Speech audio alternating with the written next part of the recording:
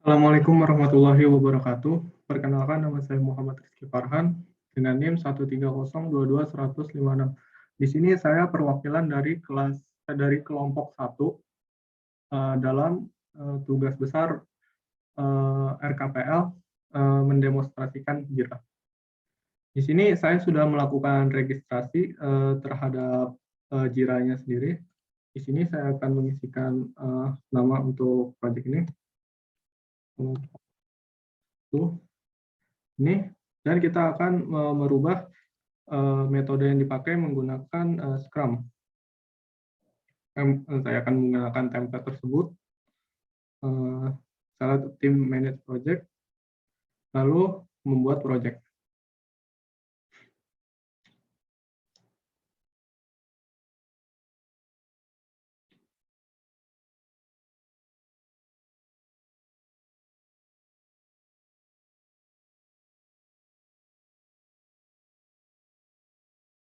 Oke, sudah masuk. Di sini saya akan pertama-tama di sini tugasnya yaitu menambahkan suatu requirement ke dalam Jira. Di sini saya pertama akan masuki fitur yang backlog ini. Backlog ini berfungsi sebagai kita menaruh sebuah daftar task atau aktivitas atau sebuah requirement agar bisa di-develop seperti itu. Di sini saya sudah menyiapkan uh, requirement yang dibutuhkan dari laporan saya. Di sini saya akan memasukkannya terlebih dahulu dengan cara pertama kita akan membuat ini create issue. Pertama di sini kita akan memasukkan requirement.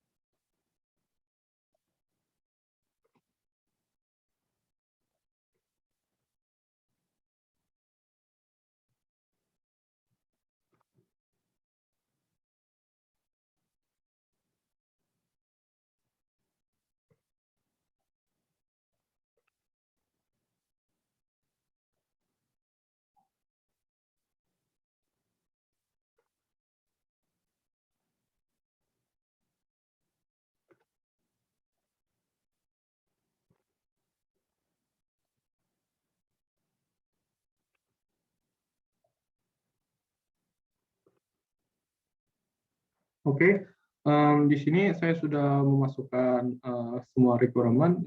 Total di sini ada 24 functional requirement. Selanjutnya kita akan selanjutnya merubah requirement pada tahap ini, pada tugas yang ini kita dapat melakukannya dengan cara kita mengklik suatu requirement yang ingin diganti dengan cara merename-nya seperti ini. Kita dapat merename requirement tersebut atau menggantinya dengan cara mengklik tulisan di sini. Oke, selanjutnya setting dependent blocking is block. Maksudnya di sini itu kita akan memilih requirement yang memiliki ketergantungan antara requirement lain. Di sini saya akan memberikan contoh pada example saya, yaitu pada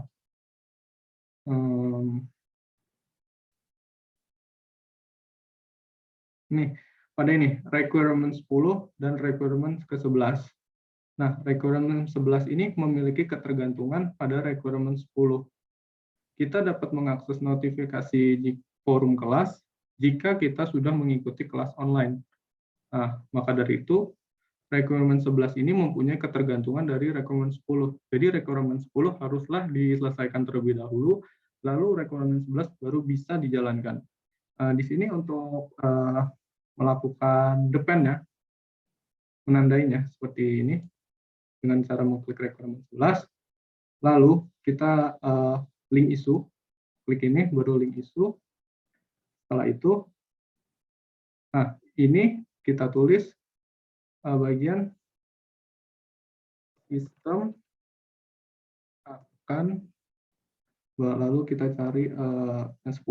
Nah ini, lalu kita tekan link. Nah, jika kita melihat, jika kita mengklik requirement 11, di sini akan ditampilkan bahwa requirement 11 ini mempunyai ketergantungan kepada requirement ke-10. Seperti itu. Selanjutnya, pada setting conflict clone duplicate of a requirement. Di sini maksudnya saya akan mengambil contoh. Saya sudah menyiapkan di laporan saya.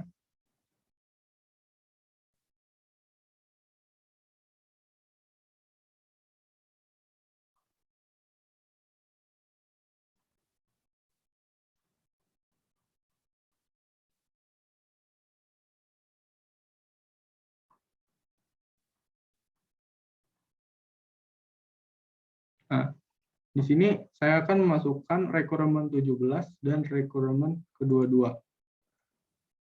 Caranya yaitu dengan cara kita pergi pertama ke project setting terlebih dahulu, lalu kita ke isu tipe. Nah, lalu kita membuat add issue. Nah, setelah itu kita beri nama conflict. Kita dapat mengubah ikonnya. Di sini saya akan menggunakan tanda seru karena ini mempunyai konflik, jadi suatu masalah. Kita create. Nah, setelah itu akan terbuat di sini. Kita klik. Kita di dalam sini bisa memberikan suatu deskripsi. Kita bisa menuliskan di sini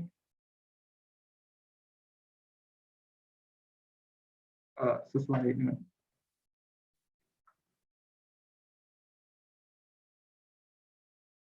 kita tulis saja requirement yang duplikat atau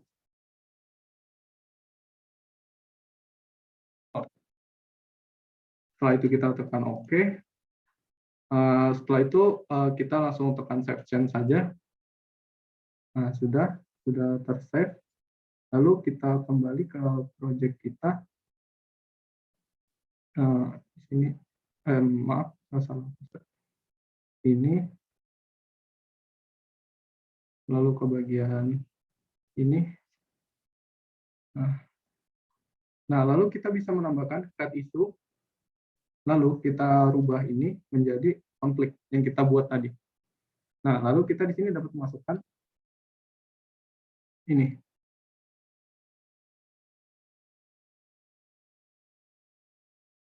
enter, lalu kita masukkan lagi ini.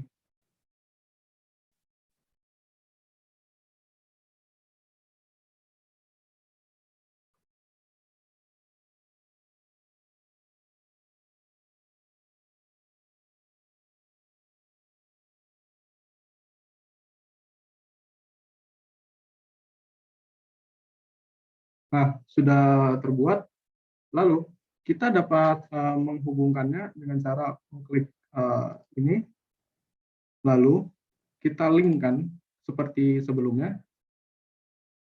Nah, tetapi di sini kita rubah menjadi is a clone by. Nah, lalu kita masukkan requirement yang tadi, yang satunya lagi. Sistem akan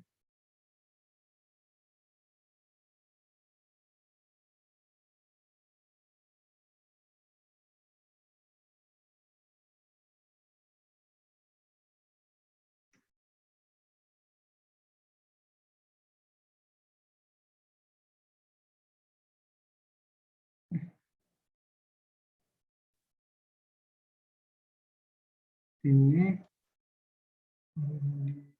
by. Nah, ini keluar, kita klik, lalu kita link. Nah, di sini menandakan bahwa requirement ini secara tulisan berbeda, namun secara proses itu dilakukan sama, seperti itu. Selanjutnya, ke tahap selanjutnya, ke tugas selanjutnya maksudnya, kita akan mengatur priority of requirement. Kita akan mengatur requirement berdasarkan priority-nya. Kita dapat melakukan itu dengan cara, misal saya ingin requirement yang pertama ini diprioritaskan. Saya sudah membuat contoh juga. Di bagian sini kami menggunakan metode Moskov untuk menentukan priority dari suatu requirement. Nah, di sini FR1 itu mempunyai priority must, sedangkan FR2 mempunyai priority should. Nah, di sini caranya yaitu kita akan mengisi bagian story point estimate, yang dimana semakin besar nilainya diisikan, semakin menjadi prioritas requirement tersebut. Di sini saya akan mengisikan 20. Saya tentu centang, lalu di requirement 2 itu should prioritasnya. Nah, saya akan melakukan, di sini saya akan mengisi 15 untuk poin story point estimate. Maaf, 10. Saya tentang. Nah, di sini akan muncul, yang dimana di sini menjelaskan bahwa requirement pertama ini harus lebih dahulu dikerjakan atau di-develop daripada requirement kedua ini. Dia mempunyai tingkat prioritas sebesar 20, yang dimana tingkat prioritas ini lebih besar dari prioritas yang requirement kedua. Seperti itu. Setelah itu, kita akan change progress status of requirement. Di sini, saya akan mengambil contoh. Di sini saya akan mengambil contoh requirement 1, requirement 2, dan requirement ketiga.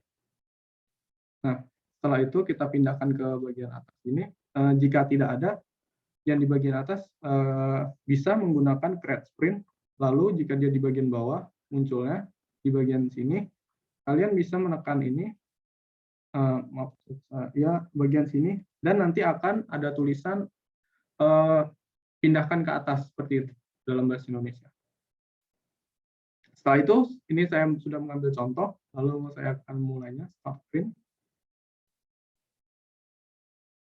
Di sini saya akan beri nama develop.